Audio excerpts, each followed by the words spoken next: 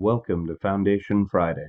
The dedication and covenant of silent unity was signed on December 7th, 1892 by Charles and Myrtle Fillmore, founders of the Unity movement.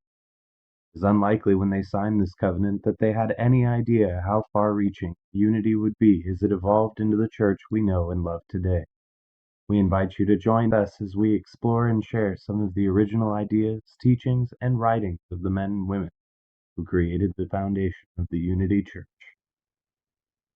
Hi there. Thanks for joining us today. This is our Foundation Friday program, and we like to take a look at some of the old school Unity teachings, some of the stuff that came from our foundation. Sometimes we revisit authors, sometimes we take a look at the history of different buildings, just different lessons on some of the foundation pieces on unity. So, with that in mind, I found this article at unity.org. It's called A History of Dedicated Service to Others. And I'll share that with you now. I hope you like it. Unity, as always, made a pointed effort to remember friends, family, and leaders who served in ways that left a meaningful impact on the lives of others. In A Grandson's Reflections, an interview with Charles R. Fillmore, he was a co-founder of Unity. The first grandchild of Unity co-founder Charles Fillmore describes the elder Fillmore as very outgoing, generous, and patient. Just before entering the U.S. Navy in World War II, his grandfather gave him a watch, making a memory to last a lifetime.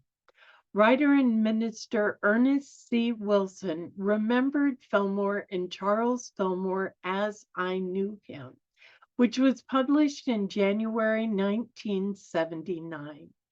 He wrote of the prominent things about Fillmore, such as his significant counsel, as well as the little things, like his love for sitting near a fireplace.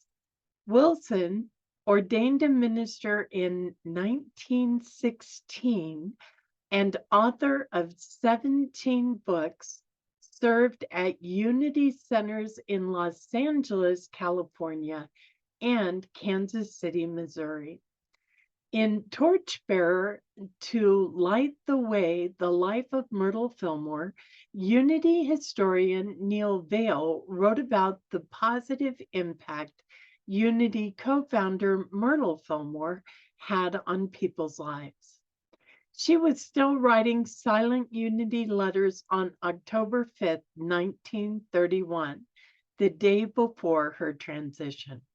Her last letter was to Mrs. Angie Jackson, writing, "The power that brought you into the world is always with you to guide, strengthen, and prosper you." Dr. George Leroy Dale, a Unity teacher and Charles Fillmore business manager in the early years of the Unity movement, was remembered by inspirational author Catherine Ponder in a 2008 issue of New Thought. She recalled meeting him for the first time in the 1950s when he checked in on her at the registration office at Unity Village, then called the Unity Farm. New avenues of good are always opening to you, and as you are diligent in prayer and are receptive to the leading of your indwelling Lord, you will be guided to these adventures, she wrote. She described Dale as a healthcare professional trained as a doctor of chiropractic and a vegetarian who focused his efforts on healthy exercise and vitamin and mineral supplements. His well-attended prosperity class at the Unity School was called Dr. Dale's exercise class. But she said it was more than physical exercise. He incorporated spoken affirmations and music accompaniment. His 1956 book, Special Methods for Attaining Spiritual Mastery, included much of what he used in his exercise classes. In a December 1979 article in Unity, Wilson remembered Unity minister and author Georgiana Tree West as being the only Unity minister to have a photo and article about her in Time magazine. West, founder of the Unity Center of Practical Christianity in New York City, began holding services at the Waldorf Astoria Hotel in 1938, where her ministry soon began to thrive. Wilson said he first met West in 1925 and quickly grew to appreciate her special insights, calling her among the great women of unity. Internationally known poet James Dillard Freeman first joined Unity in 1929 at the invitation of Myrtle Fillmore.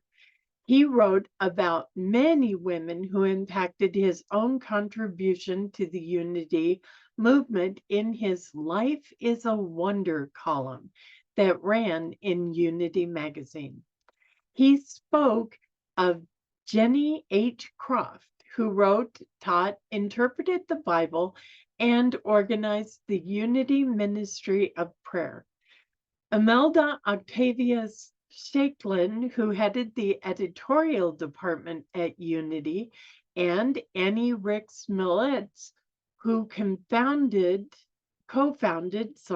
the Homes of Truth, which taught new religion in cities and towns throughout the US and Canada.